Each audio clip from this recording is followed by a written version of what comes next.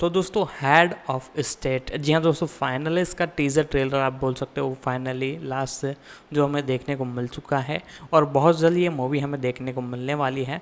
तो आज की इस वीडियो में हम इसी मूवी के बारे में बात करेंगे, पूरी जानकारी बताया गया इसके pre production, releasing, casting, fact, detail update के बारे में। तो वीडियो को जरूर से लाइक कर दे और इसके बारे में मैं आपको आगे डिटेल बताता हूँ। हेड्स ऑफ स्टेट एक आगामी अमेरिकी एक्शन कॉमेडी फिल्म है जिसका निर्देशन इलिया नाइशुलर ने किया है। इसमें John Cena, Idris Elba, Priyanka Chopra, Jack Quaid, Paddy Considine, Stephen Root और कार्ला गुगिनो मुख्य भूमिका में है। कहानी दो विश्व नेताओं पर आधारित है जिन्हें एक क्रूर विदेशी विरोधी का निशाना बनने के बाद वैश्विक साजिश को विफल करने के लिए अपनी प्रतिद्वंद्विता को अलग रखना चाहिए। यह फिल्म 2 जुलाई 2025 को रिलीज होने वाली है। गालना जॉन सीना, विल डेरिंगर, संयुक्त राज्य अमेरिका के राष्ट्रपति, Idris Elba, Sam Clarke, United Kingdom के प्रधानमंत्री, प्रियंका चोपड़ा, नोएल बिसेट, एक MI6 agent, Jack Quaid, Paddy Considine, Stephen Root, Carla Gugino, Sarah Niles, Richard Coyle, Claire Foster, Katrina Durden, Aleksandr Kuznetsov. उत्पादन अक्टूबर 2020 में घोषणा की गई थी कि अमेजन स्टूडियोज ने इस परियोजना को चुना है जिसमें इद्रीस एल्बा और जॉन सीना स्टार दिखाई देंगे। यह जोड़ी पहले द सुसाइड स्क्वाड में एक साथ सहअभिनय कर चुकी है। 1-2 साल बाद अक्टूबर 2022 में इलिया नाइशुलर को फिल्म का निर्देशन करने के लिए काम पर रखा गया।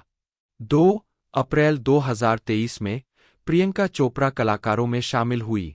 3 paddy कॉन्सिडीन, Stephen Root, Carla गुगिनो, Jack क्वेर, सारा नाइल्स और रिचर्ड कोयल को अगले महीने कलाकारों में शामिल किया जाएगा। 4 मई 2023 में लंदन में फिल्मांकन शुरू हुआ। 5-6 जून 2023 में लिवरपूल के सेंट जॉर्ज हॉल में फिल्मांकन जारी रहा। 7 बाद में जुलाई और अगस्त में कुछ पीछा दृश्यों के लिए लोकेशन शूटिंग ट्राइस्टे में चली गई। 8 मई 2024 में सर्बिया के बेलग्रेड में अतिरिक्त दृश्यों की शूटिंग की गई। 9-10 मुक्त करना हेड्स ऑफ स्टेट 2 जुलाई 2025 को प्राइम वीडियो पर रिलीज होने वाला है। इलिया विक्टरोविच नाइशुलर, रूसी, जन्म 19 नवंबर 1983, एक रूसी फिल्म निर्देशक और संगीतकार है। उन्हें एक्शन फिल्म हार्डकोर हेनरी 2015 और नोबॉडी 2021 के निर्देशन के लिए जाना जाता है। वह फिल्म निर्माण कंपनी वर्सस पिक्चर्स और indie rock band beating elbows के संस्थापक भी है। प्रारंभिक जीवन नाइशुलर का जन्म मॉस्को में हुआ था। उनकी मां सर्जन तात्याना रुसाकोवा और पिता कुलीन 2 व्यवसायी थे जो 1990 के दशक की शुरुआत में रूस के सबसे अमीर लोगों में से एक थे। 3 विक्टर नाइशुलर, 4 यहूदी, 5 पृष्ठभूमि के थे। 7 से 14 साल की उम्र तक वे लंदन में रहे और एक निजी स्कूल में पढ़े। 7-8 बेहतर स्रोत की आवश्यकता रूस लौटने के बाद उन्होंने मॉस्को के यासेनेवो जिले में ब्रिटिश इंटरनेशनल स्कूल, मॉस्को से स्नातक किया। 2 उन्होंने टेलीविजन और रेडियो प्रसारण के अखिल रूसी अनुसंधान संस्थान से पढ़ाई छोड़ दी। उन्होंने न्यूयॉर्क विश्वविद्यालय, टिश स्कूल ऑफ द आर्ट्स में अध्ययन किया और कई फिल्म निर्माताओं से मिले जिनके साथ उन्होंने बाद में सहयोग किया। नाइशुलर ने संगीत की पढ़ाई के लिए स्कूल छोड़ दिया। उन्होंने अपनी उच्च शिक्षा पूरी नहीं की। 2 आजीविका 2008 में उन्होंने मुख्य गायक और गिटारवादक के रूप में रॉक बैंड बिटिंग एल्बोज की स्थापना की। 2011 में उन्होंने EP डोप फिएंड मैसेकर और debut album beating elbows release किया। 2011 में उन्होंने द स्टैम्पेड के लिए संगीत वीडियो का निर्देशन और संपादन किया जो डोप फाइंड मैसेकर EP में शामिल एक गीत था। संगीत वीडियो को पूरी तरह से POV में शूट किया गया था। यह हिट सिंगल के लिए एक और संगीत वीडियो बैड मदरफकर के लिए प्रेरणा और बिल्डअप के रूप में भी काम करता है। इसे 2013 में रिलीज किया गया था, जो जल्दी ही एक वायरल ऑनलाइन हिट बन गया, जिसने 150 मिलियन से अधिक बार देखा। 9 वीडियो ने हॉलीवुड एजेंटों और प्रतिभाओं का ध्यान आकर्षित किया, विशेष रूप से फिल्म निर्माता डैरेन एरोनोफ्स्की द्वारा। 8 2015 में नाइशुलर ने स्वतंत्र फीचर फिल्म हार्डकोर का निर्देशन किया, जिसे बाद में हार्डकोर हेनरी नाम दिया गया। इसमें शार्लटो कोप्ले, डेनिला कोजलोवस्की, हेली बेनेट और टिम रोथ ने अभिनय किया है। इसका निर्माण तैमूर बेकमम्बेटोव, इंगा वेंशेटिन स्मिथ और एकातेरिना कोनोनेंको ने किया था। इसे पूरी तरह से पीओवी में भी फिल्माया गया था।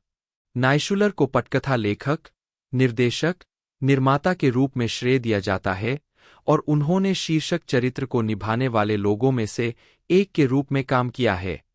फिल्म का प्रीमियर 2015 में टोरंटो अंतर्राष्ट्रीय फिल्म महोत्सव में हुआ और इसने महोत्सव का पीपुल्स च्वाइस पुरस्कार जीता। इसे 8 अप्रैल 2016 को एसटीएक्स फिल्म्स द्वारा नाटकीय रूप से रिलीज किया गया था। इसने अमेरिका में $14.3 मिलियन अमरीकी डॉलर की कमाई की। 10-11 यह फिल्म का प्रीक्वल है और फिल्म में खलनायक अकान की पृष्ठभूमि की कहानी प्रस्तुत करता है। 12 2016 में उन्होंने द वीकेंड द्वारा फॉल्स अलार्म के लिए संगीत वीडियो का निर्देशन किया। इसमें क्रिस्टीन फ्रोसेत और डेमियन पोइटियर ने अभिनय किया। 2017 में उन्होंने रूसी रॉक बैंड लेनिनग्राद द्वारा कोल्शिक के लिए संगीत वीडियो का निर्देशन किया। इसने 2017 में बर्लिन संगीत वीडियो पुरस्कार जीता, जबकि सर्वश्रेष्ठ अवधारणा श्रेणी के लिए पहला स्थान प्राप्त किया। 13 उन्होंने बैंड के लिए 3 अन्य संगीत वीडियो भी निर्देशित किए हैं, जो वॉयेज, जूजू और त्सोई है। 2021 में नाइशुलर ने डेरेक कोलस्टैड द्वारा लिखित एक अमेरिकी एक्शन फिल्म नोबडी का निर्देशन किया। इसमें बॉब ओडेनकिर्क, कोनी नील्सन, एलेक्सी सेरेब्रिकोव, आरजे डे और क्रिस्टोफर लॉयड ने अभिनय किया है। इसका प्रीमियर तब हुआ जब संयुक्त राज्य अमेरिका में शुरुआती कोविड-19 प्रकोप के बाद थिएटर फिर से खुलने लगे थे। नोबडी ने अपने शुरुआती सप्ताहांत में यूएस बॉक्स ऑफिस पर 1 पर शुरुआत की। 14 उन्होंने जोश एप्पलबाम, आंद्रे नेमेक और हैरिसन क्वेरी द्वारा लिखित हेड्स ऑफ स्टेट का निर्देशन किया। इसमें इद्रीस एल्बा, जॉन सीना और प्रियंका चोपड़ा ने अभिनय किया है। हेड्स ऑफ स्टेट अभी पोस्ट प्रोडक्शन प्रक्रिया में है। इसे 2 जुलाई 2025 को प्राइम वीडियो पर रिलीज किया जाना है। व्यक्तिगत जीवन 2010 की गर्मियों में उन्होंने अभिनेत्री दारिया चारुशा से शादी की। 15-16 फिल्मोग्राफी कार्ला गुगिनो बटा DINO गु जन्म 29 अगस्त 1971, एक अमेरिकी अभिनेत्री है। Troop Beverly Hills 1989, this boy's life 1993, son in law 1993 और स्नेक आइज 1998 फिल्मों में शुरुआती भूमिकाओं के बाद गुगिनो को स्पाई किड्स ट्रायोलॉजी 2001 से 2003, Sin City 2005, Night at the Museum 2006, American Gangster 2007, Righteous Kill 2008, Race to which Mountain 2009, Sally Jupiter in Watchmen 2009, Sucker Punch 2011, Mister Popper Penguin 2011, San Andreas 2015, Gerald's Game 2017, Gunpowder Milkshake 2021 और लिसा Frankenstein 2024 में उनकी अभिनीत भूमिकाओं के लिए व्यापक पहचान मिली।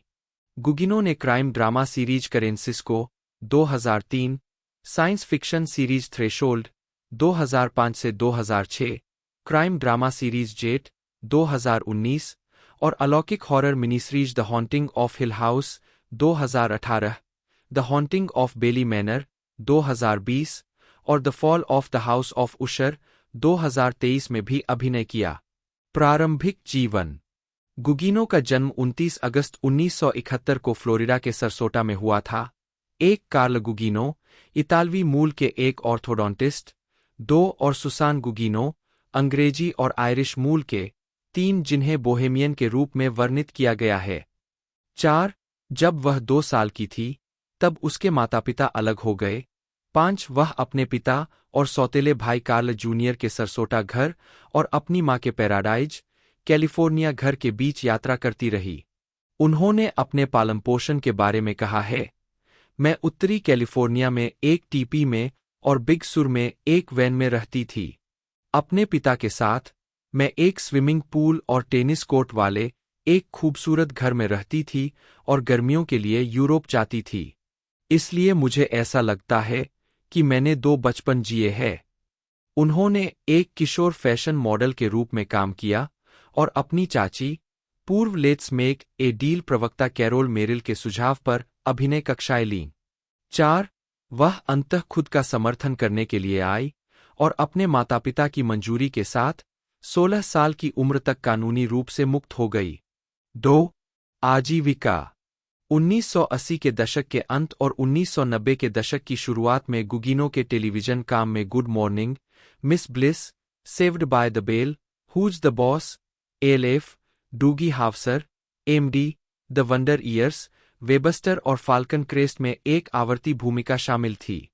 फिल्म में गुगिनो शेली लॉन्ग की फिल्म ट्रूप बेवरली हिल्स 1989 में दिखाई दी और उन्होंने romantic comedy Son in law 1993 में पॉली शोर के साथ सहअभिनय किया। वह बॉन जोवी के 1994 के गीत ऑलवेज के वीडियो में दिखाई दीं।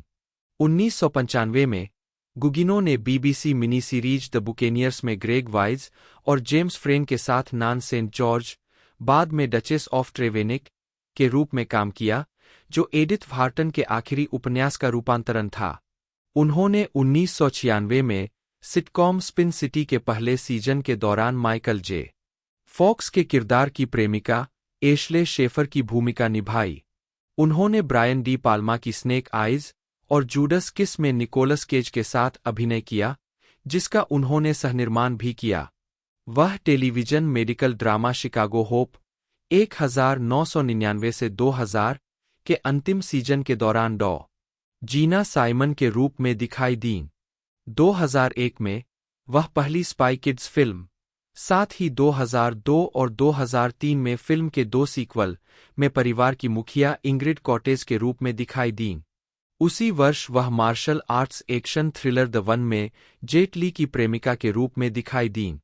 उन्होंने 2 अल्पकालिक टीवी श्रृंखलाओं में अभिनय किया। 2003 में एबीसी के एल्मोर लियोनार्ड अपराध नाटक करेंसिस्को और 2005 में सीबीएस की विज्ञान कथा श्रृंखला थ्रेशोल्ड। उसी वर्ष गुगिनो फ्रैंक मिलर के ग्राफिक उपन्यास सिन सिटी के फीचर फिल्म रूपांतरण में ल्यूसिल के रूप में दिखाई दीं। अगले वर्ष वह बेन स्टिलर की प्रेमिका के रूप में film night at the museum में दिखाई दीं। गुगिनो ने आर्थर मिलर के नाटक आफ्टर द फॉल के round about theatre company production में पीटर क्रॉस के साथ ब्रॉडवे पर अपनी शुरुआत की। 2006 के अंत में वह टेनेसी विलियम्स के सडनली लास्ट समर के ऑफ ब्रॉडवे प्रोडक्शन में बेलीथ डैनर के साथ दिखाई दीं। 7. गुगिनो केबल टेलीविजन श्रृंखला एंटोरेज के 1 दर्जन एपिसोड में विंसेंट चेस की एजेंट अमांडा के रूप में दिखाई दीं। 8. गुगिनो एल्योर के मई 2007 के अंक में दिखाई दीं। 9. उसी वर्ष वह action horror film rise, blood Hunter और फीचर फिल्म अमेरिकन गैंगस्टर में दिखाई दीं। अगले वर्ष उन्होंने रॉबर्ट डी नीरो और अल पैचिनो के साथ थ्रिलर राइटियस किल में मुख्य भूमिका निभाई। कॉन्सिडीन ने द वर्ल्ड्स एंड में अभिनय किया, जो 5 मस्कटियर्स में से एक के रूप में एक महाकाव्य पब क्राल का पुनः प्रयास कर रहा था। कॉन्सिडीन ने पहले हॉट फश 2007 में कलाकारों और चालक दल के साथ काम किया था। यह फिल्म यूनाइटेड किंगडम में 19 जुलाई 2013 को और संयुक्त राज्य अमेरिका में 23 अगस्त 2013 को रिलीज हुई थी। 11 अगस्त 2015 में कॉन्सिडीन ने पुष्टि की कि वह फिल्म जर्नीमैन की पटकथा लिख रहे हैं, जिसमें वह अभिनय भी करेंगे। यह जॉन होटन के नॉनफिक्शन उपन्यास the years of the locust का रूपांतरण है, जो एक सोशियोपैथिक बॉक्सिंग प्रमोटर, फैट रिक पार्कर और उसके भोले भाले फाइटर, टिम एंडरसन के साथ उसके बर्बाद रिश्ते की सच्ची कहानी है। 12. कॉन्सिडीन द लीनिंग वह किंग ऑफ द जिप्सीज पर शेन मीडोज के साथ काम करना जारी रखेंगे, जो नंगे मुक्के लड़ाके बार्टले गोरमन की बायोपिक है, जिनसे कॉन्सिडीन की मुलाकात हुई और फोटोग्राफर के रूप में काम करने के दौरान वे दोस्त बन गए। 7. 2015 में कॉन्सिडीन को ग्लेन क्लोज और जेमा आर्टरटन के साथ यूके की zombie film the girl with all the gifts में कास्ट किया गया था, जो एमआर कैरी के 2014 के उपन्यास the girl with all the gifts पर आधारित थी। 14. अप्रैल 2017 में कॉन्सिडीन ने रॉयल कोर्ट थिएटर में द फेरीमैन में अपना पेशेवर स्टेज डेब्यू किया, वेस्ट एंड में गीलगुड थिएटर में स्थानांतरण से पहले। 15, 16, 17 उत्पादन ब्रॉडवे पर बर्नार्ड बी. जैकब्स थिएटर में स्थानांतरित हो गया। 2 अक्टूबर 2018 को पूर्वावलोकन शुरू हुआ। नाटक, जिसने 4 टोनी पुरस्कार जीते, 7 जुलाई 2019 को बंद हुआ। 18, 19 क्विन कार्नी के रूप में अपने प्रदर्शन के लिए कॉन्सिडीन ने ओलिवियर अवार्ड्स और द टोनी अवार्ड्स दोनों में सर्वश्रेष्ठ अभिनेता के लिए नामांकन प्राप्त किया। 2020 में उन्होंने जूड लॉ के साथ HBO mini series the Third day में मिस्टर मार्टिन का किरदार निभाया। 20 अगस्त 2022 में कॉन्सिडीन गेम ऑफ थ्रोन्स सीरीज के prequel house of the dragon में किंग विसेरीज टारगेरियन 21 के रूप में दिखाई देने लगे। 22 कॉन्सिडीन आगामी जीवनी खेल ड्रामा जायंट में मेना मसूद के साथ नसीम हमीद के रूप में ब्रेंडन इंगल का किरदार निभाएंगे। 23 फिल्म निर्माण कैरियर, डॉग ऑल टुगेदर और टायरानोसॉर। 2007 में कॉन्सिडीन ने पीटर मुलन अभिनीत अपनी पहली लघु फिल्म डॉग ऑल टुगेदर लिखी और निर्देशित की, जो आंशिक रूप से कॉन्सिडीन के पिता पर आधारित थी। डॉग ऑल टुगेदर ने सर्वश्रेष्ठ लघु फिल्म के लिए 2007 बाफ्टा पुरस्कार जीता, साथ ही 2007 वेनिस फिल्म फेस्टिवल में सर्वश्रेष्ठ लघु फिल्म के लिए silver lion, 2007 British independent film awards BIFA में सर्वश्रेष्ठ ब्रिटिश लघु और सिएटल इंटरनेशनल फिल्म फेस्टिवल लघु फिल्म जूरी पुरस्कार, कथात्मक विशेष जूरी पुरस्कार जीता। 7 बाद में उन्होंने ओलिविया कोलमैन और पीटर मुलन के साथ डॉग ऑल टुगेदर में पहली बार प्रस्तुत किए गए पात्रों की कहानी को फिर से शुरू करते हुए लघु को अपने पहले फीचर लंबाई निर्देशन डेब्यू टायरानोसॉर में विकसित किया। 25 उन्होंने we need to talk about Kevin के लिए टिल्डा स्विंटन के साथ बराबरी की। 25 18 दिसंबर 2011 तक फिल्म ने दुनिया भर में 28 नामांकनों में से 21 पुरस्कार जीते थे। द गार्जियन ने 2012 के लिए फर्स्ट फिल्म अवार्ड के लिए अपनी शॉर्टलिस्ट में फिल्म को शामिल किया। 26 जब 17 जनवरी 2012 को बाफ्टा पुरस्कार के नामांकन की घोषणा की गई, तो सर्वश्रेष्ठ अभिनेत्री श्रेणी में ओलिविया कोलमैन को शामिल न किए जाने से ट्विटर पर ओलिविया कोलमैन और टायरानोसॉर दोनों की वैश्विक ट्रेंडिंग हुई। 27 उन्होंने 2011 के सनडांस फिल्म फेस्टिवल में अपने फीचर निर्देशन की पहली फिल्म टायरानोसॉर के लिए विश्व सिनेमा निर्देशन पुरस्कार भी जीता। तनख्वाहदार मजदूर, कॉन्सिडाइन की अनुवर्ती फिल्म 2017 की जर्नीमैन को जोडी व्हिटेकर के साथ कॉन्सिडाइन द्वारा लिखा और निर्देशित किया गया था और, हालांकि टायरानोसॉर की तुलना में कम अच्छी तरह से प्राप्त किया गया था, इसने लड़ाकू समुदाय के भीतर प्रभाव डाला। पूर्व UFC मिडिलवेट चैंपियन माइकल बिस्पिंग ने जर्नीमैन को खेल से अपनी सेवानिवृत्ति के लिए प्रमुख चालक के रूप में उद्धृत किया। 28 संगीत कैरियर, कॉलेज के दौरान ग्रंट नामक एक वर्चुअल कॉमेडी थ्रैश ग्रुप में एक छोटे कार्यकाल के बाद कॉन्सिडीन और शेन मीडोज ने दोस्तों रिचर्ड ईटन, साइमन हडसन और निक हेमिंग, बाद में द लीजर सोसाइटी के साथ शी टॉक्स टू एंजल्स, इसी नाम के ब्लैक क्रोज गीत से प्रेरित बैंड का गठन किया, जिसमें मीडोज गायक और कॉन्सिडीन ड्रमर थे। 3 कॉन्सिडीन ने बैंड छोड़ दिया, शेष सदस्यों ने फिर से गठन किया, खुद को ओस्लो कहा।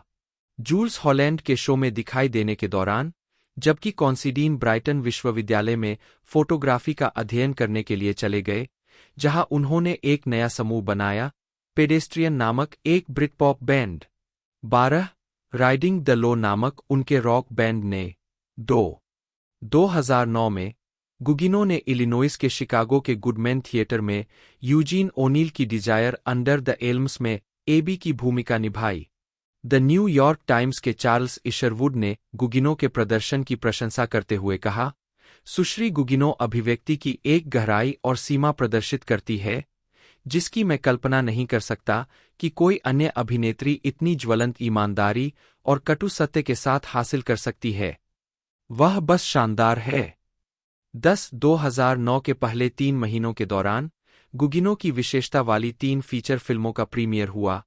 Thriller the unborn, film watchman, जिसमें उन्होंने सैली जुपिटर की भूमिका निभाई, 11 और adventure remake race to which mountain, जिसमें उन्होंने ड्वेन जॉनसन के साथ अभिनय किया। उस अप्रैल में उन्हें डिजायर अंडर द एल्म्स, बाद में उसी वर्ष नवंबर में उन्होंने comedy film women in trouble में एक पोर्नोग्राफिक अभिनेत्री की भूमिका निभाई, जिसका 2010 में एक सीक्वल, इलेक्ट्रा लक्स, उनके चरित्र के नाम पर रखा गया। 2011 में गुगिनो जैक स्नाइडर की एक्शन फैंटेसी फिल्म सकर पंच में मैडम वेरा गोर्स्की के रूप में नजर आईं, जिसमें एबी कॉर्निश और एमिली ब्राउनिंग भी शामिल थीं। गुगिनो ने सहकलाकार ऑस्कर इसाक के साथ एक युगल गीत गाया, जो अंतिम क्रेडिट और फिल्म के साउंड ट्रैक में दिखाई दिया।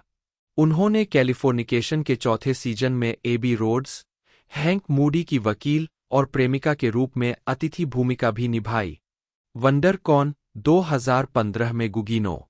2012 में गुगिनो ने यूएसए नेटवर्क की मिनिसीरीज पॉलिटिकल एनिमल्स में वाशिंगटन, डीसी की खोजी रिपोर्टर सुसान बर्ग की मुख्य भूमिका निभाई थी।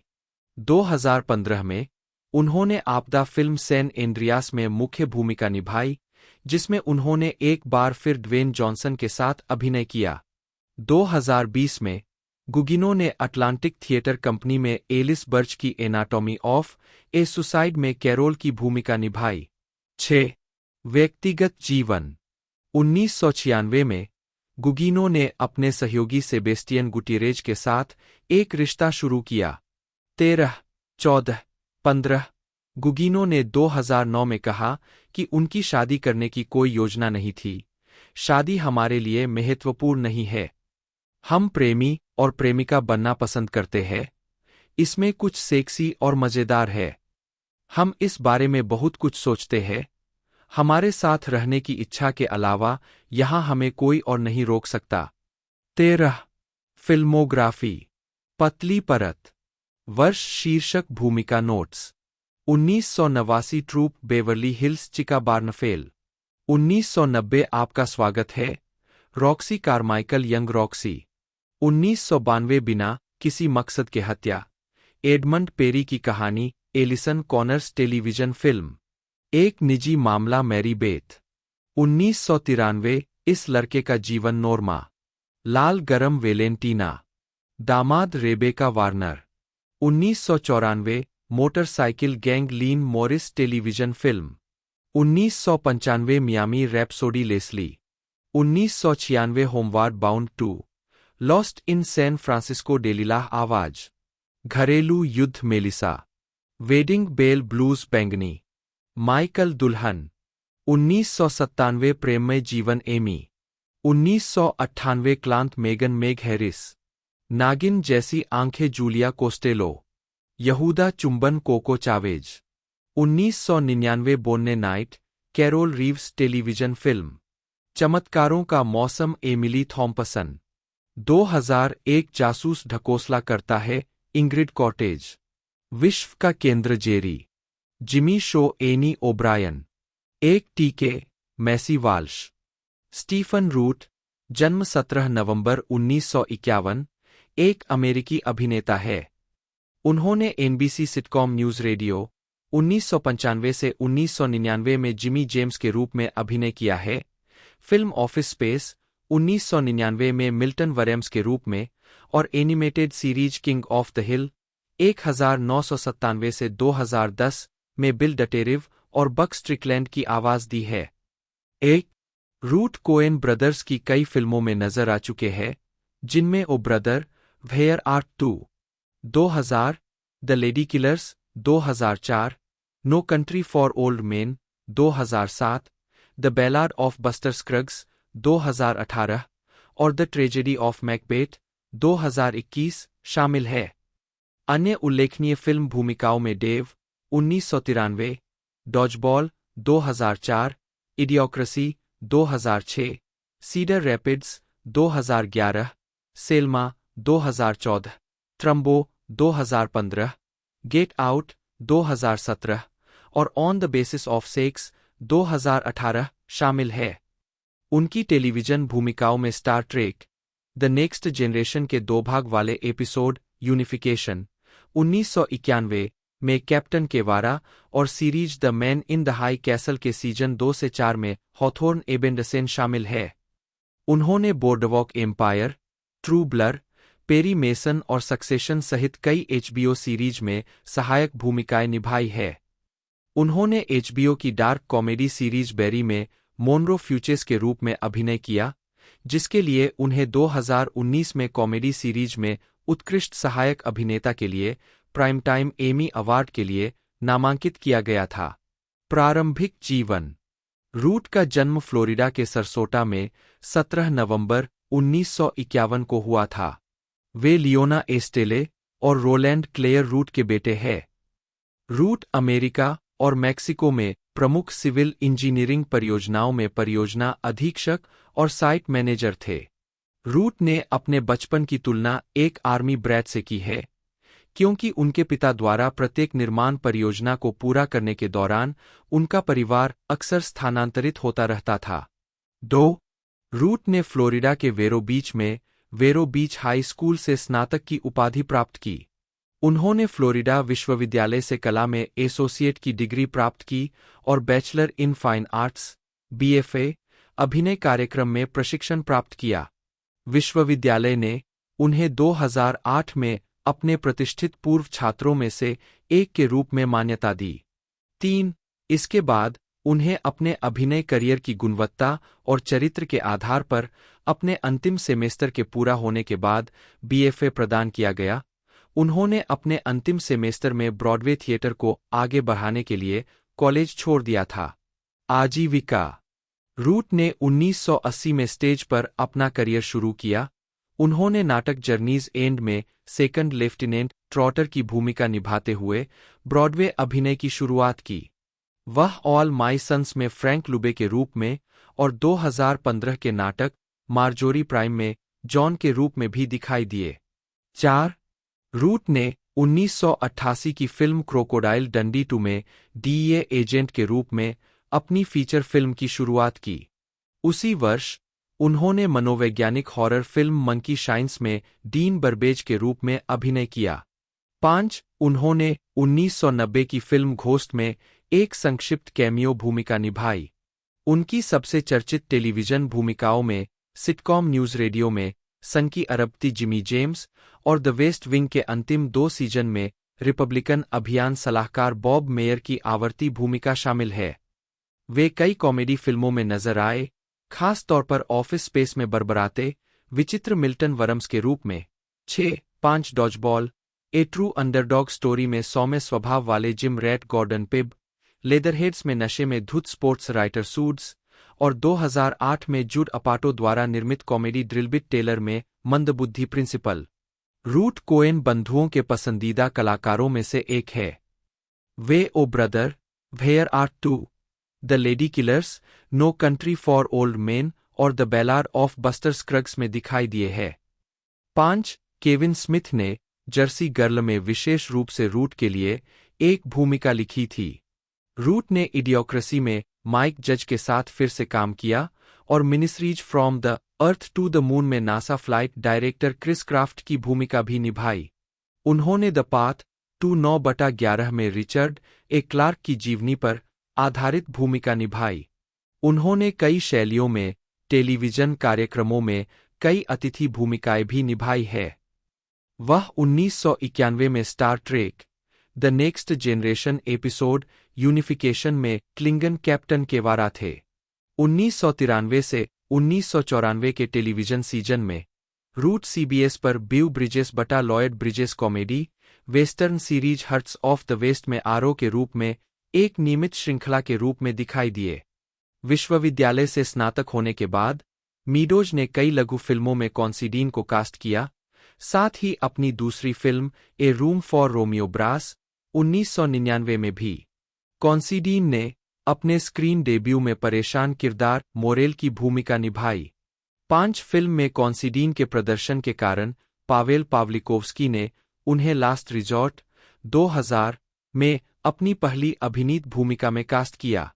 कॉन्सिडीन ने प्रेम में डूबे मिसफिट अल्फी की मुख्य भूमिका निभाई, जिसके लिए उन्होंने थेसालोनिकी फिल्म फेस्टिवल में सर्वश्रेष्ठ अभिनेता का पुरस्कार जीता। 6. कॉन्सिडीन ने 24 ओवर पार्टी पीपल और इन अमेरिका जैसी पंथ फिल्मों में सहायक और अभिनीत भूमिकाओं के साथ 2000 के दशक के मध्य में अपनी प्रोफाइल को बढ़ाया। 2004 में कॉन्सिडीन ने अपने करियर की सबसे महत्वपूर्ण भूमिका निभाई, मीडोज की बदला लेने वाली फिल्म डेड मैन्स शूज 2004 में रिचर्ड के रूप में, एक फिल्म जिसे उन्होंने सहलिखा था 7, 5 और जिसके लिए उन्होंने 2005 के एम्पायर अवार्ड्स में सर्वश्रेष्ठ ब्रिटिश अभिनेता का पुरस्कार जीता। 5 उसी वर्ष उन्होंने निर्देशक पावेल पावलिकोव्स्की के साथ अपनी दूसरी film my summer of love में अभिनय किया। दोनों फिल्मों को पुरस्कार सर्किट में मान्यता मिली, जहां कॉन्सिडीन ने 5 नामांकन और 2 जीत अर्जित की। अगले वर्ष कॉन्सिडीन ने स्टोन्ड 2005 में फ्रैंक थोरोगुड, रोलिंग स्टोन्स के सह-संस्थापक ब्रायन जोन्स के संदिग्ध हत्यारे की भूमिका निभाई। यह इस समय के आसपास था कि कॉन्सिडीन ने सिनेमा के खलनायकों, विरोधी नायकों और गहरे चरित्रों के एक लोकप्रिय चित्रकार के रूप में अपनी ख्याति अर्जित की। कॉन्सिडीन स्पेनिश थ्रिलर बोस्क डी सोम्ब्रास 2006 में दिखाई दिए। इसके फिल्मांकन के दौरान ही कॉन्सिडीन ने वह लिखा जो बाद में उनकी पहली लघु फिल्म डॉग ऑलटोगेदर बनी। कॉन्सिडीन का दावा है कि यह उनके सहकलाकार गैरी ओल्डमैन थे जिन्होंने उन्हें फिल्म बनाने का आत्मविश्वास दिया, जिसके कारण उन्होंने अपने बाफ्टा स्वीकृति भाषण के दौरान ओल्डमैन को धन्यवाद दिया। 2006 में उन्होंने पू 239 में टिमोफी बेरेजिन के रूप में अभिनय किया, जो एक रूसी परमाणु सुविधा में एक कार्यकर्ता है जो विकिरण की घातक खुराक के संपर्क में आता है। 2007 में कॉन्सिडीन ने 2 लोकप्रिय बड़े बजट की फिल्मों में भूमिकाएं निभाईं। बॉर्न ट्रिलॉजी फिल्म श्रृंखला की तीसरी फिल्म द बॉर्न अल्टीमेटम, जिसमें उन्होंने अखबार के रिपोर्टर साइमन रॉस की भूमिका निभाई। 7. 2009 में उन्होंने चैनल 4 की लघु श्रृंखला रेड राइडिंग 1980 में पीटर हंटर की भूमिका निभाई, जो डेविड पीस के उपन्यासों पर आधारित थी, और मीडोज, ले डोंक और स्कोरजेजी के साथ एक और सहयोग। एक फिल्म जो बिना स्क्रिप्ट के एड-लिब्ड थी और पाउंड 48,000 की लागत से 5 दिनों में फिल्माई गई थी, और जिसका प्रीमियर एडिनबर्ग अंतर्राष्ट्रीय फिल्म महोत्सव में हुआ था। 3.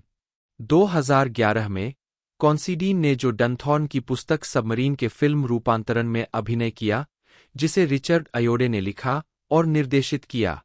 9. इसके अलावा 2011 में कॉन्सिडीन केन ब्रुएन उपन्यास ब्लिच के रूपांतरण में पोर्टर नैश के रूप में दिखाई दिए, साथ ही हेलेन एडमंडसन और नील मैके द्वारा लिखित द सस्पिशंस ऑफ मिस्टर व्हीचर में जैक व्हीचर के रूप में अभिनय किया। उसी वर्ष कॉन्सिडीन को उनके ए रूम फॉर रोमियो ब्रास के सहकलाकारों में से एक, बाफ्टा विजेता अभिनेत्री विकी मैकक्लर के साथ फिर से कुछ समय के लिए मिला। दोनों ने फिल्म्स फॉर लाइफ सीजन को बढ़ावा देने के लिए एक टेलीविजन विज्ञापन में स्क्रीन साझा की। विज्ञापन को स्पेन में 2 दिनों में शूट किया गया था। 10. वह कई संगीत वीडियो में दिखाई दिए हैं, जिनमें सबसे उल्लेखनीय है कोल्डप्ले का God put a smile upon your face 2002 और मोलोको का फैमिलियर फीलिंग 2003। 6. साथ ही आर्कटिक मंकीज का track leave before the lights come on 2006, जिसके लिए उन्होंने वीडियो लिखा था। रूट ने सीनफील्ड में द इनविटेशंस एपिसोड में बैंक मैनेजर के रूप में अतिथि भूमिका निभाई, जिसमें उन्होंने क्रेमर के हॉलो ग्रीटिंग मुद्दे को संभाला। उन्होंने फ्रेजियर में डेटोर एपिसोड में एक भूमिका निभाई थी, जिसमें फ्रेजियर की कार खराब होने पर परिवार के पिता की भूमिका निभाई थी। CSI एपिसोड होमबॉडीज में उन्होंने एक बलात्कार पीड़िता के पिता की भूमिका निभाई। उन्होंने अल्पकालिक CBS सीरीज लेडीज मैन में भी नियमित भूमिका निभाई, जिसमें NYPD ब्लू छोड़ने के तुरंत बाद शेरोन लॉरेंस ने अभिनय किया। उन्होंने 1993 के in the heat of the night episode A love lost में अवैध बंदूक व्यापार में शामिल एक शिकार स्टोर के मालिक रेमंड की भूमिका निभाई। रूट का एक सक्रिय करियर एक आवाज अभिनेता के रूप में है, विशेष रूप से तलाकशुदा, निराश्रित आर्मी नाइबिल डॉटेरिव, हैंक हिल के सुखवादी बॉस बक स्ट्रिकलैंड और माइक जज की animated television series king of the हिल के कई अन्य पात्रों की आवाज के रूप में। रूट को आइस एज, फाइंडिंग निमो और रंगो जैसी एनिमेटेड फिल्मों में भी सुना जा सकता है। अन्य एनिमेटेड टेलीविजन सीरीज में उनकी नियमित भूमिकाओं में थ्रिपिंग द रिफ्ट में कमांडर चोर और द एक्स में होमबेस शामिल है। उन्होंने chowder, Batman, the brave and the bold और टीन टाइटंस जैसी एनिमेटेड टेलीविजन सीरीज में भी गायन प्रतिभा प्रदान की है। रूट HBO की सीरीज ट्रू ब्लड में एडी नामक एक पिशाच के रूप में दिखाई दिए है। ABC पर पुशिंग डेजीज के दूसरे सीजन में उन्होंने रहस्यमय ड्वाइट डिक्सन की भूमिका निभाते हुए कई एपिसोड दिखाए थे। वे कॉमेडी सेंट्रल पर सारा सिल्वरमैन प्रोग्राम के एक एपिसोड कैंगामेंगस में बूया शब्द के आविष्कारक जॉनी फोरियल्स के रूप में दिखाई दिए। वे 2009 की comedy film the man who stare at goats में गस लेसी के रूप में दिखाई दिए। 2010 में वे फॉक्स टेलीविजन सीरीज 24 के सीजन 8 में बिल प्रेडी नामक एक प्रोबेशन अधिकारी के रूप में और एफएक्स टेलीविजन सीरीज जस्टिफाइड में विलक्षण न्यायाधीश माइक द हैमर रियर्डन के रूप में एक मल्टी एपिसोड आर्क में दिखाई दिए। 2011 में वे रॉबर्ट रेडफोर्ड की द कॉन्स्पिरेटर में दिखाई दिए, जिसमें उन्होंने कथित लिंकन षड्यंत्रकारी मैरी सुराट के मुकदमे में एक महत्वपूर्ण गवाह जॉन लॉयड की भूमिका निभाई। 2012 में उन्होंने प्रशंसित HBO TV series boardwalk empire के सीजन 3 में गैस्टन मीन्स का किरदार निभाना शुरू किया। उन्होंने ब्रुकलिन 99 शो में चार्ल्स बॉयल के पिता लिन बॉयल का किरदार भी निभाया। 2018 में रूट ने HBO सीरीज बैरी में अभिनय करना शुरू किया, जिसके लिए उन्हें प्राइम टाइम एमी अवार्ड नामांकन 7 और कॉमेडी सीरीज में एक कलाकारों की टुकड़ी द्वारा उत्कृष्ट प्रदर्शन के लिए स्क्रीन एक्टर्स गिल्ड अवार्ड के लिए 4 नामांकन मिले। 8 व्यक्तिगत जीवन। रूट ने 1984 में अपनी पहली पत्नी लॉरा जोन हसे से शादी की, जिनसे उनका कोडी नाम का एक बेटा है। 6 अगस्त 1997 में उनका तलाक हो गया। 9 उन्होंने 14 दिसंबर 2008 को अभिनेत्री रोमी रोजमोंट से शादी की। 11 उन्होंने फ्रिंज और मास्टर्स ऑफ सेक्स जैसे कई टेलीविजन शो में एक साथ अभिनय किया। वे 2011 की हॉरर फिल्म रेड स्टेट में एक साथ स्क्रीन पर दिखाई देने वाले थे, लेकिन रोजमोंट को ग्ली के साथ शेड्यूलिंग संघर्ष के कारण बाहर होना पड़ा। 10 फिल्मोग्राफी। पैट्रिक जॉर्ज कॉन्सिडाइन, जन्म 5 सितंबर 1973, एक अंग्रेजी अभिनेता, निर्देशक, पटकथा लेखक और संगीतकार है। उन्हें स्वतंत्र फिल्मों में खलनायक की भूमिका निभाने के लिए जाना जाता है। उन्हें 2 ब्रिटिश अकादमी फिल्म पुरस्कार, 3 इवनिंग स्टैंडर्ड ब्रिटिश फिल्म पुरस्कार, ब्रिटिश स्वतंत्र फिल्म पुरस्कार और 2007 वेनिस फिल्म समारोह में सर्वश्रेष्ठ लघु फिल्म के लिए सिल्वर लायन पुरस्कार मिला है। उनकी पहली प्रमुख ऑनस्क्रीन उपस्थिति फिल्म निर्माता निर्देशक शेन मीडोज के साथ उनके पहले सहयोग में ए रूम फॉर रोमियो ब्रास 1999 में थी, और उसके बाद उन्होंने पावेल पावलिकोव्स्की की लास्ट रिजॉर्ट 2000 में अल्फी की भूमिका निभाई।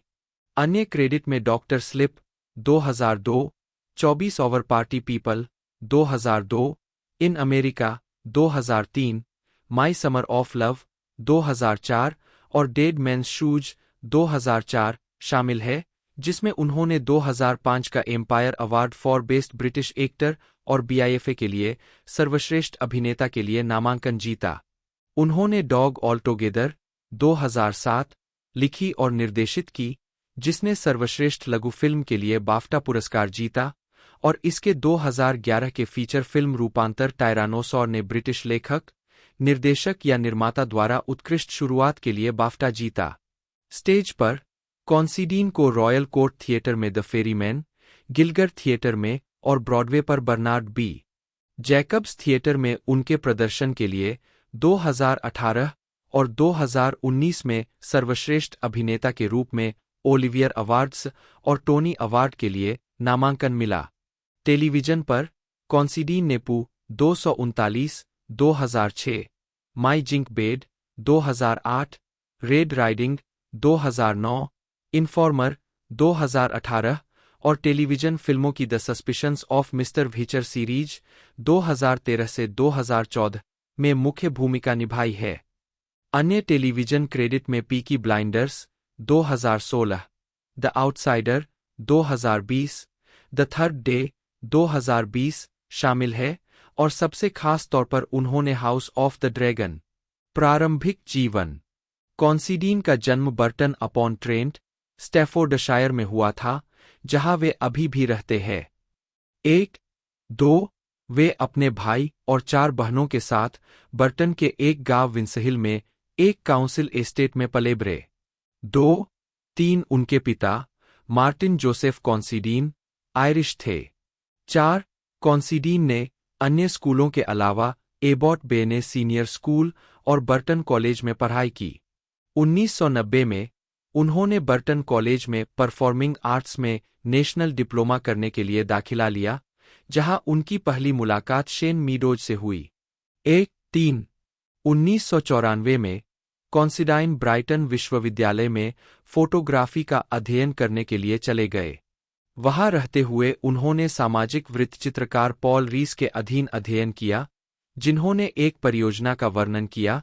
विंशिल में उनके घर में कॉन्सिडाइन के माता-पिता के चित्रों को बहुत शानदार बताया।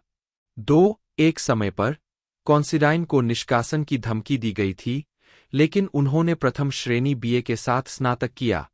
1-2 अभिनय कैरियर कॉन्सिडाइन और राइडिंग द लो को 2014 में संगीत जगत में बड़ा ब्रेक मिला, जब चार्लटन्स के टिम बर्गेस ने उन्हें वेल्स के पोर्ट मेरियन में फेस्टिवल नंबर 6 में अपने curated Twin Peaks dinner event में परफॉर्म करने के लिए आमंत्रित किया।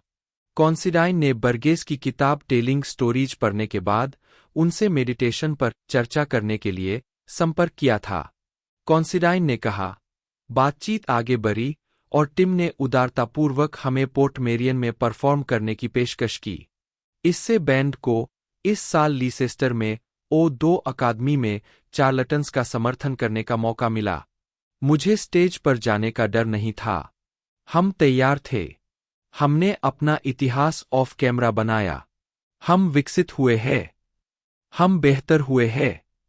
पहले तो यह कच्चा था, हमारे पास बस अहंकार था।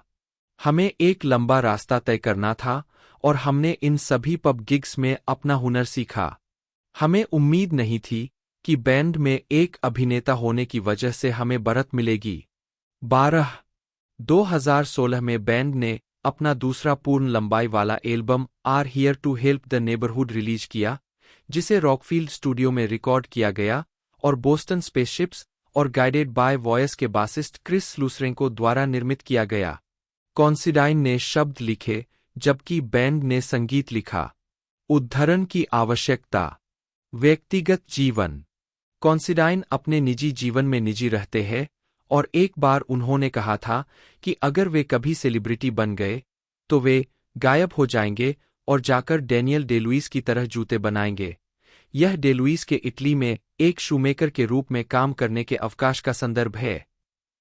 2002 में कॉन्सिडाइन ने शेली इंसले से शादी की, जिसके साथ वे 18 साल की उम्र से रिलेशनशिप में है। उनके 3 बच्चे हैं। कॉन्सिडाइन अभी भी अपने परिवार के साथ बर्टन अपॉन ट्रेंट के अपने गृह नगर में रहते हैं। 7:31 स्वास्थ्य अप्रैल 2011 में, तब 30 के दशक में, कॉन्सिडाइन ने खुलासा किया कि उन्हें एस्पर्गर सिंड्रोम का पता चला था। 32:33 filmography Paddy Considine the World's End premiere में, लीसेस्टर स्क्वायर, 10 जुलाई 2013। पतली परत वर्ष पतली परत भूमिका नोट्स 1999 रोमियो ब्रास के लिए एक कमरा मोरेल 2000 आखिरी सहारा अल्फी रोमांटिक जनमेरे 2001 अब खुश हो Glenn Marcus the Martins Headfield recorder संपादक। बर्स्टिन ने दिसंबर 1980 में एनबीसी के सैटरडे नाइट लाइव एक देर रात स्केच कॉमेडी और विविधता शो की मेजबानी की। 32 उस वर्ष बर्स्टिन ने ड्रामा रिसर्जेक्शन में अभिनय किया, जो एक महिला की कहानी है जो एक ऑटोमोबाइल दुर्घटना में बचने के बाद अजीब शक्तियों का मालिक होती है। फिल्म में उनके प्रदर्शन ने उन्हें सर्वश्रेष्ठ अभिनेत्री के लिए अकादमी पुरस्कार के लिए चौथा नामांकन और सर्वश्रेष्ठ अभिनेत्री मोशन पिक्चर ड्रामा के लिए गोल्डन ग्लोब पुरस्कार के लिए तीसरा नामांकन दिलाया। 33-34 1981 में, उन्होंने जीवनी पर आधारित television film the people versus gene Harris 1981 में अभिनय किया, जो कि एक प्रसिद्ध हृदय रोग विशेषज्ञ और बेस्ट सेलिंग किताब द कंप्लीट स्कार्सडेल मेडिकल डाइट के लेखक हरमन टार्नोवर की वास्तविक जीवन की हत्या पर आधारित थी। 35-36 1981 में, बर्स्टिन ने बेन बैगले के album Kurt Weill Revisited volume 2 के लिए the Ballad of the Nazi soldier wife record किया। 37 1980 के दशक के मध्य में, बर्स्टिन ने कई टेलीविजन फिल्मों में अभिनय किया, जिनमें the ambassador 1984, surviving 1985, into thin air 1985, act of vengeance 1986, something in common 1986 और 1987 का नाटक पैक ऑफ लाइज का रूपांतरण शामिल है, जिसे 3 प्राइम टाइम एमी पुरस्कारों के लिए नामांकित किया गया था, जिसमें बर्स्टिन के लिए एक मिनी सीरीज या मूवी में उत्कृष्ट अभिनेत्री के लिए एक और पुरस्कार शामिल है। 38 theatrical release twice in A life time 1985 के लिए, जीन हैकमैन और एन मार्गेट की सहकलाकार, उन्होंने केट को चित्रित किया, वह पत्नी जिसे हैकमैन का चरित्र तब तलाक दे देता है जब वह किसी अन्य महिला के प्यार में पड़ जाता है। 1986 में, बर्स्टिन ने ABC television sitcom the Ellen Burstyn show में अभिनय किया, जिसमें सहकलाकार मेगन मुल्ली उनकी बेटी और एलेन स्ट्रिच उनकी मां की भूमिका में थीं। डेविड फ्रैंकल द्वारा निर्मित यह केवल एक सीजन तक चला। 1987 में, वह हन्ना वॉर 1987 और टेलीविजन फिल्मों dear America, letters home from Vietnam और लुक अवे में दिखाई दीं। 1988 में, उन्होंने फिर से 38वें बर्लिन अंतर्राष्ट्रीय फिल्म महोत्सव के लिए जूरी के सदस्य के रूप में भाग लिया। 1990 में, बर्स्टिन ने शिकागो थिएटर में अपने काम के लिए सारा सिडन्स अवार्ड जीता। 40 इसके बाद उन्होंने कई तरह के अभिनय प्रदर्शन किए, जिनमें नाटक when you remember me 1990, dying young 1991 और ग्रैंड आइल 1991 शामिल है। टेलीविजन फिल्मों के अलावा, बर्स्टिन सहकलाकार एंडी गार्सिया और मेग रयान के साथ when a man loves A woman 1994 में नजर आईं। 41 1995 में, बर्स्टिन ने कॉमेडी ड्रामा रूममेट्स 1995 में जूडिथ का किरदार निभाया। फिल्म को नकारात्मक समीक्षा मिली और यह बॉक्स पर व्यावसायिक रूप से असफल रही, लेकिन इसे सर्वश्रेष्ठ मेकअप और हेयर स्टाइल के लिए अकादमी पुरस्कार के लिए नामांकन मिला। 42-43 उसी वर्ष, बर्स्टिन व्हिटनी ओटो के 1991 के इसी नाम के उपन्यास पर आधारित how to make an American quilt 1995 में भी दिखाई दी, जो कई पीढ़ियों की महिलाओं की कहानियां बताती है जो एक ही क्विल्टिंग सर्कल का हिस्सा है। मिश्रित आलोचनात्मक प्रतिक्रिया के बावजूद, कलाकारों को मोशन पिक्चर में एक कलाकार द्वारा उत्कृष्ट प्रदर्शन के लिए स्क्रीन एक्टर्स गिल्ड अवार्ड के लिए नामांकन मिला। 44, 45। 1998 में बर्स्टिन शॉन कॉनरी और एंजेलिना जोली सहित सहकलाकारों के साथ प्लेइंग बाय हार्ट में दिखाई दिए। यह लॉस एंजिल्स के 11 साधारण लोगों की कहानी है जो अलग अलग तरीकों से जुड़े हुए हैं।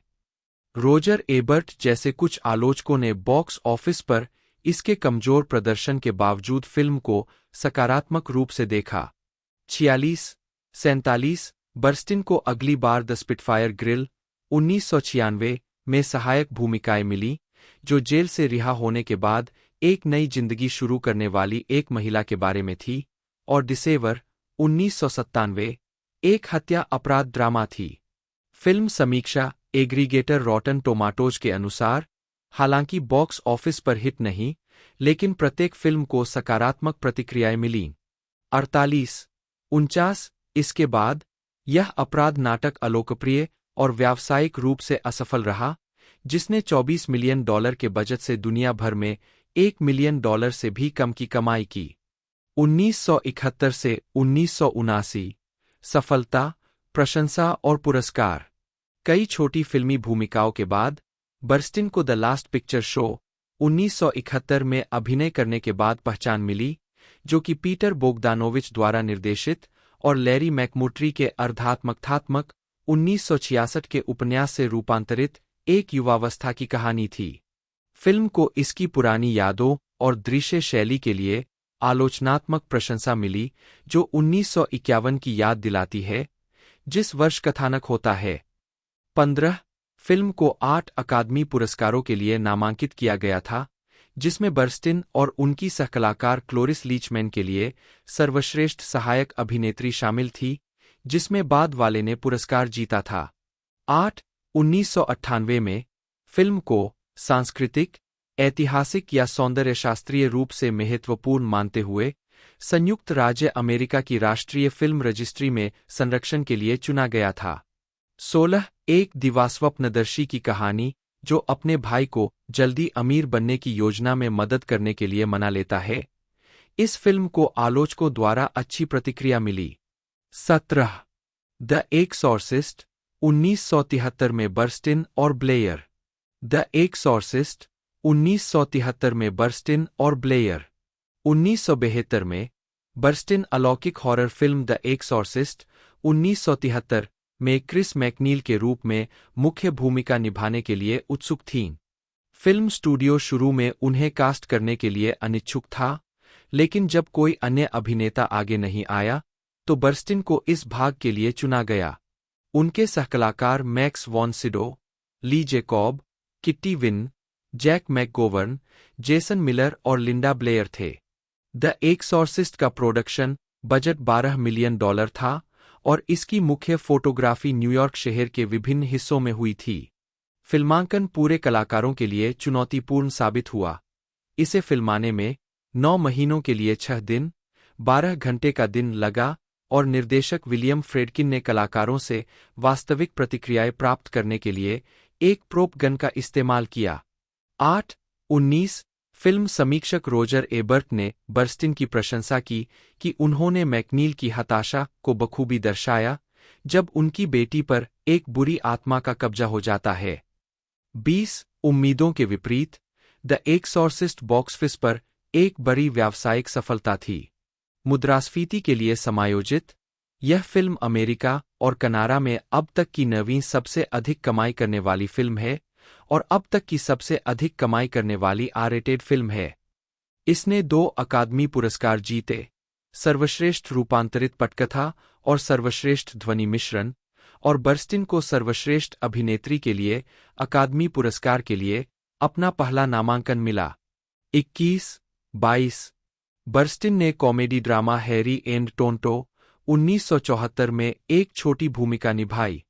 उनकी अगली प्रमुख भूमिका मार्टिन स्कॉर्सेसे की romantic drama Alice doesn't live here any more 1974 में थी, जहां उन्होंने एक विधवा महिला की भूमिका निभाई जो एक बेटे की परवरिश कर रही थी और एक गायिका के रूप में अपने लिए एक नया जीवन शुरू करने की तरफ रही थी। वह चरित्र की अपनी जिंदगी से समानता के कारण स्क्रिप्ट की ओर आकर्षित हुई। 23 बर्स्टिन बेट्टी फ्रीडन और ग्लोरिया स्टीनम के कामों से भी प्रेरित थीं, जिन्होंने पाया कि महिलाएं समाज में अपनी भूमिकाओं को फिर से परिभाषित करने की खोज कर रही थीं। 23 बर्स्टिन को निर्देशन की पेशकश की गई थी, लेकिन उन्होंने अपने प्रदर्शन पर ध्यान केंद्रित करने के लिए इसे ठुकरा दिया। 8 23 24 द न्यू यॉर्क टाइम्स के विंसेंट कैनबी ने लिखा, बर्स्टिन कभी भी विलक्षण लय को नहीं भूलते जो इसे अलग करती है, जो एलिस को इतना आकर्षक चरित्र बनाती है, जो कि साधारण और बहुत दुर्लभ दोनों है। 25 फिल्म में उनके प्रदर्शन ने उन्हें सर्वश्रेष्ठ अभिनेत्री का अकादमी पुरस्कार दिलाया। 26 1975 में वह American film institute directing workshop for women में प्रतिभागियों के पहले समूह की स्नातक बनी। 1977 में उन्होंने 27वें बर्लिन अंतर्राष्ट्रीय फिल्म समारोह में जूरी के सदस्य के रूप में काम किया। 27 बर्स्टिन ने प्रोविडेंस 1977 और ए ड्रीम ऑफ पैशन 1978 में सहायक भूमिकाएं निभाईं। हालांकि ये फिल्में स्वतंत्र ड्रामा थीं और व्यापक रूप से नहीं देखी गईं, बाद वाली को सर्वश्रेष्ठ विदेशी भाषा फिल्म के लिए गोल्डन ग्लोब पुरस्कार के लिए नामांकित किया गया था। 28 इसके अलावा 1978 में बर्स्टिन ने एलन एल्डा के साथ सेम टाइम नेक्स्ट ईयर में अभिनय किया, जो दो लोगों के बारे में एक रोमांटिक कॉमेडी थी जो दूसरों से विवाहित है, जो 2 दशकों तक साल में एक बार रोमांटिक मुलाकात के लिए मिलते हैं। यह फिल्म बर्नार्ड स्लेड के 1975 के इसी शीर्षक के नाटक पर आधारित है। 22 नवंबर को रिलीज होने पर फिल्म को मिश्रित समीक्षा मिली। द न्यू यॉर्क टाइम्स की जेनेट मसलिन ने कहा, स्लेड की पटकथा अक्सर मजेदार नहीं होती। 30 वार्षिक गोल्डन ग्लोब अवार्ड्स में बर्स्टिन ने सर्वश्रेष्ठ अभिनेत्री, मोशन पिक्चर कॉमेडी या म्यूजिकल जीता, जबकि फिल्म को 2 अन्य नामांकन मिले, एल्डा के लिए सर्वश्रेष्ठ अभिनेता, मोशन पिक्चर म्यूजिकल या कॉमेडी और सर्वश्रेष्ठ मूल गीत। 31 1980 से 1998 स्थापित अभिनेत्री एलेन बर्स्टिन, जन्म एडना राय गिलोली, 7 दिसंबर 1932, एक अमेरिकी अभिनेत्री है। नाटकों में जटिल महिलाओं के अपने चित्रण के लिए जानी जाने वाली वह कई पुरस्कारों की प्राप्तकर्ता है, जिसमें एक अकादमी पुरस्कार, एक टोनी पुरस्कार और 2 प्राइम टाइम एमी पुरस्कार शामिल है, जो उन्हें अभिनय का ट्रिपल क्राउन प्राप्त करने वाले कुछ कलाकारों में से एक बनाता है। उन्हें एक बाफ्टा पुरस्कार और एक गोल्डन ग्लोब पुरस्कार भी मिला है। बर्स्टिन ने 1957 में ब्रॉडवे पर फेयर गेम में अपने अभिनय की शुरुआत की। इससे पहले सेम टाइम नेक्स्ट ईयर 1975 के लिए एक नाटक में सर्वश्रेष्ठ अभिनेत्री का टोनी पुरस्कार जीता था। उन्होंने मार्टिन स्कॉर्सेसे की romantic drama Alice doesn't live here any more 1974 में विधवा एलिस हयात की भूमिका के लिए सर्वश्रेष्ठ अभिनेत्री का अकादमी पुरस्कार जीता। उनकी अन्य ऑस्कर नामांकित भूमिकाएं the last picture show 1971, the exorcist 1973, same time next year 1978, रिसर्जेक्शन 1980 और रिक्विम फॉर ए ड्रीम 2000 में थीं। उनकी अन्य उल्लेखनीय फिल्मों में Harry and Tonto 1974, How to make an American quilt 1995, Divine Secrets of the Ya-Ya Sisterhood 2002, W 2008, Interstellar 2014, the Age of Adaline 2015 और pieces of A woman 2020 शामिल है। उन्होंने NBC crime drama law and order special victims unit 2009 में अपनी अतिथि भूमिका के लिए प्राइम टाइम एमी पुरस्कार जीता और यूएसए नेटवर्क राजनीतिक मिनी सीरीज पॉलिटिकल एनिमल्स 2013 में उनकी सहायक भूमिका के लिए। उनकी अन्य एमी नामांकित भूमिकाओं में pack of lies 1988, Mrs Harris 2005, big love 2008, draft day, flowers in the attic दोनों 2014 और हाउस ऑफ कार्ड्स 2016 शामिल है। 2000 से वह न्यूयॉर्क शहर के एक ड्रामा स्कूल एक्टर स्टूडियो की सहाध्यक्ष रही है। 2013 में उन्हें मंच पर उनके काम के लिए American theatre hall of fame में शामिल किया गया था। प्रारंभिक जीवन। बर्स्टिन का जन्म 7 दिसंबर 1932 को डेट्रॉइट में एडना राय गिलोली के रूप में हुआ था, जो कोरीन मैरी, नी हैमेल और जॉन ऑस्टिन गिलोली की बेटी थीं। एक, वह कहती है कि उनका वंश आयरिश, फ्रेंच, पेंसिल्वेनिया डच, थोड़ा कनाडाई भारतीय है। 2, 3, बर्स्टिन का एक बड़ा भाई जैक और एक छोटा भाई स्टीव है।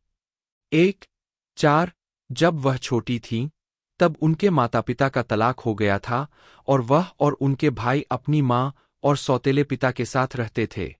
1, बर्स्टिन ने कैस टेक्निकल हाई स्कूल में पढ़ाई की, जो एक विश्वविद्यालय प्रारंभिक स्कूल था जो छात्रों को अध्ययन का एक विशिष्ट क्षेत्र चुनने की अनुमति देता था। बर्स्टिन ने फैशन चित्रण में महारत हासिल की।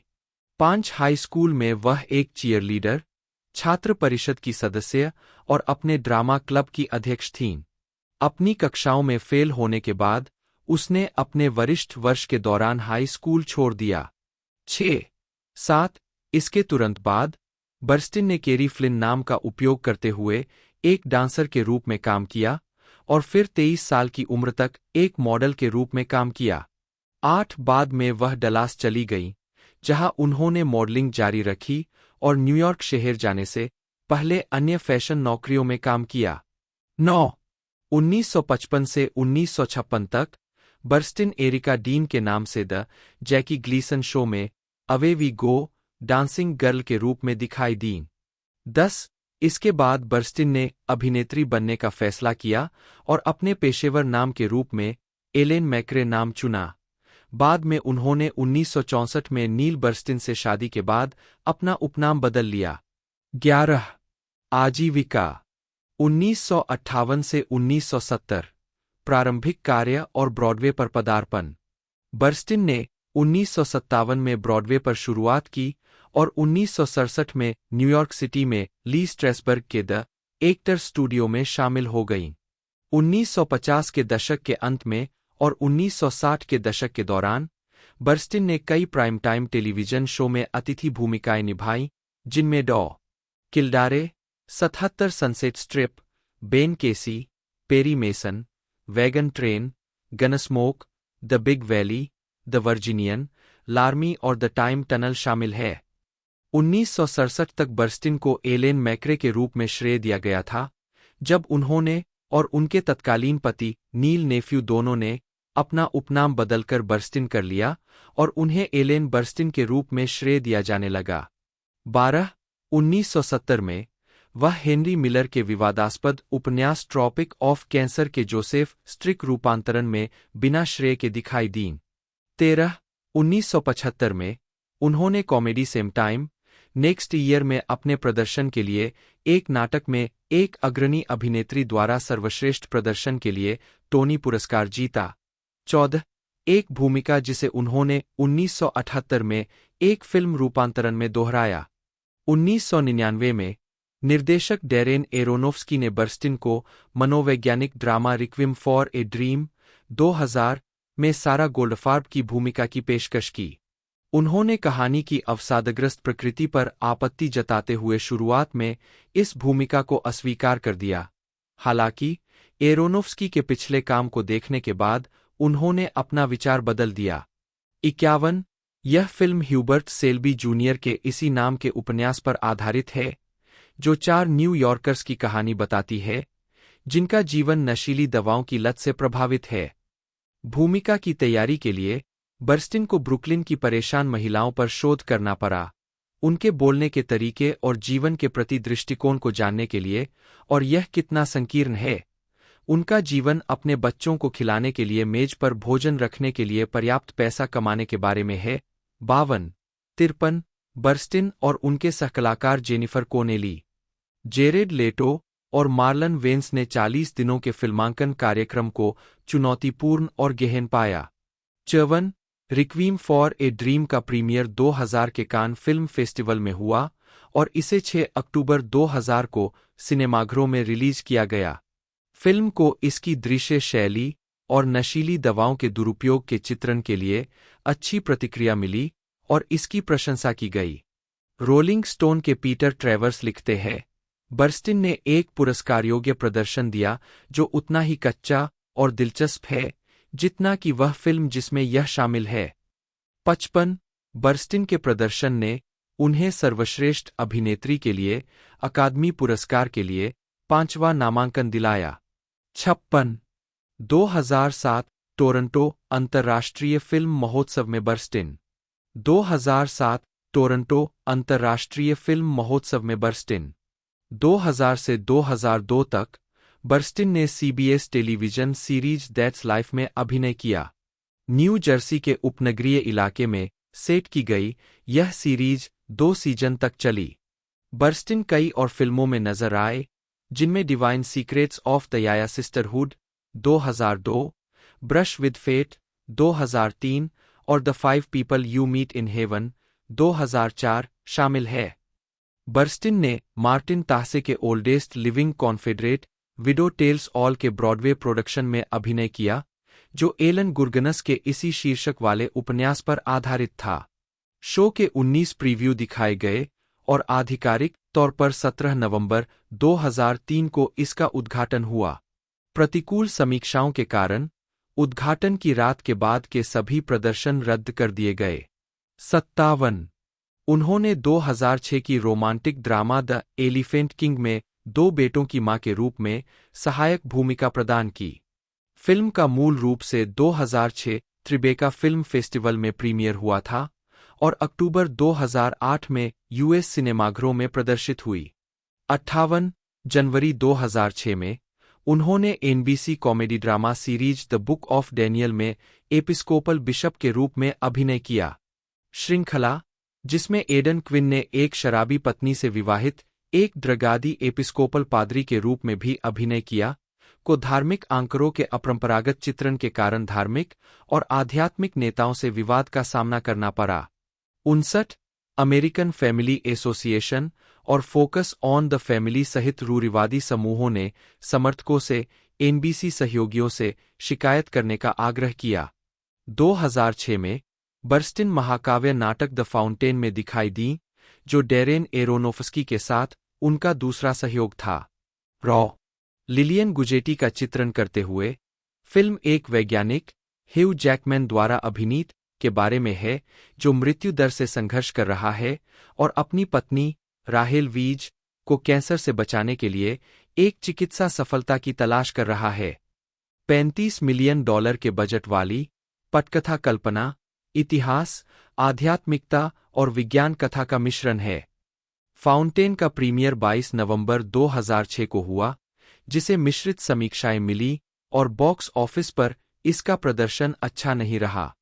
61 सैन फ्रांसिस्को क्रॉनिकल की रूथ स्टीन लिखती है, फिल्म कल्पना से भरी हुई है।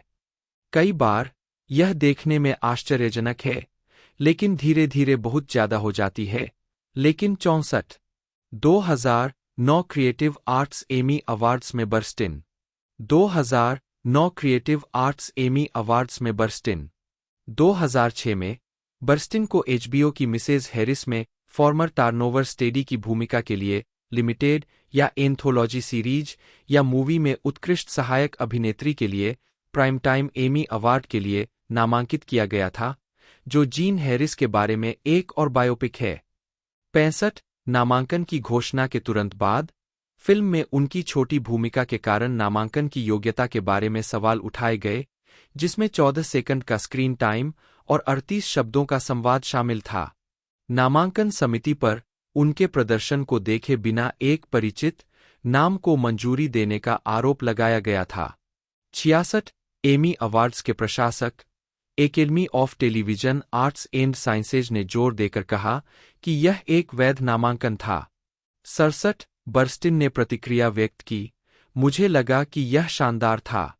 मेरी अगली महत्वाकांक्षा 7 सेकंड के लिए नामांकित होना है और अंततः मैं एक ऐसी तस्वीर के लिए नामांकित होना चाहती हूं जिसमें मैं दिखाई भी न दूं।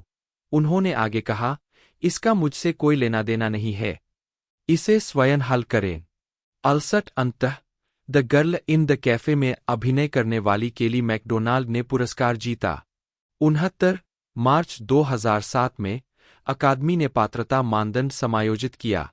70 बर्स्टिन थ्रिलर द विकर मैन 2006 में भी दिखाई दिए, जो इसी नाम की 1973 की ब्रिटिश फिल्म की रीमेक थी, जो व्यावसायिक रूप से फ्लॉप रही और आलोचकों द्वारा नकारात्मक रूप से प्राप्त हुई। 71 72 स्लैंट पत्रिका कलाकारों के प्रदर्शन की आलोचना कर रही थी, लिख रही थी कि बर्स्टिन घमंडी द्वेष का दिखावा करते हैं। 73 एक साल बाद बर्स्टिन ने मार्गरेट लॉरेंस के 1964 के इसी नाम के उपन्यास पर आधारित द स्टोन एंजेल में अभिनय किया। अपने पूर्ववर्ती की तरह फिल्म को भी नकारात्मक समीक्षा मिली। द न्यूयॉर्क टाइम्स के स्टीफन होल्डन ने लिखा, कसकर इकट्ठे किए गए टुकड़ों की एक फिल्म जो अतीत और वर्तमान को जोड़ने वाले जादुई यथार्थवाद के चतुर देश के बावजूद एक साथ आराम से फिट नहीं होती है। 75 फिल्म भूमिकाओं के अलावा 2007 और 2011 के बीच बर्स्टिन को HBO television drama series big love में एक सामयिक आवर्ती भूमिका मिली, जिसमें उन्होंने बहुविवाही पत्नी बारबरा हेनरिक्सन की मां की भूमिका निभाई। बर्स्टिन मार्च 2008 में स्टीफन एडली गुर्गिस के the little flower of east orange के ऑफ ब्रॉडवे प्रोडक्शन में मंच पर लौटीं, जिसका निर्देशन फिलिप सीमोर हॉफमैन ने किया था और जिसका सहनिर्माण लेबिरिंथ थिएटर कंपनी और द पब्लिक थिएटर ने किया था। 76 अपने मंचीय काम के अलावा बर्स्टिन ने 2008 में ओलिवर स्टोन की जीवनी पर आधारित फिल्म डब्ल्यू में पूर्व प्रथम महिला बारबरा बुश का किरदार निभाया। 77 2009 में बर्स्टिन ने NBC के law and order special victims unit में डिटेक्टिव इलियट स्टेबलर की द्विध्रुवी अलग-थलग मां के चित्रण के लिए ड्रामा सीरीज में उत्कृष्ट अतिथि अभिनेत्री के लिए प्राइम टाइम एमी पुरस्कार जीता। 78 तो दोस्तों ये जो मूवी है 2 जुलाई 2025 को रिलीज होते हुए देखने को मिल रही है और अमेज़ॉन स्टूडियोज़ द्वारा इसे बनाया गया है, तो प्राइम वीडियो पर ही हमें देखने को मिलेगी। बाकी मैंने पूरी जानकारी इसकी बता दी है। वीडियो अच्छी लगती है तो लाइक करना ना भूलिएगा। मिलते हैं दोस्तों अगले वीडियो में।